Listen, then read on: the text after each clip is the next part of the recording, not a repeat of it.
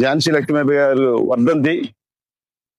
ఎందుకంటే ఒక మహిళ ఆ రోజుల్లో ఆంగ్లేయుల మీద తిరుగుబాటు చేసి మన భారతదేశానికి స్వాతంత్రం రావడానికి ఎంతో మంది మగధీరులు కూడా వెనకబడే రోజుల్లో ధైర్యంగా ముందుకొచ్చి బ్రిటిష్ వాళ్ళతో యుద్ధం చేసి గొప్ప వీర నారీమణి.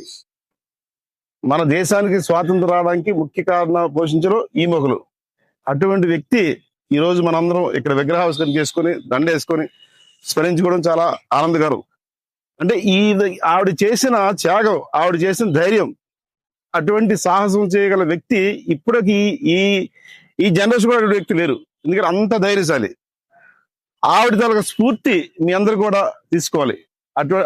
ఆవిడ తన ధైర్యాన్ని మీ అందరూ మనసులో నింపుకొని నేటి యుగంలో కూడా మహిళలు కూడా ఎక్కడా తక్కువ లేదు అని నిరూపించుకుంటూ, అలాగే మన భారతదేశం మహిళలకి 33% రిజర్వేషన్ కల్పించడం జరిగింది.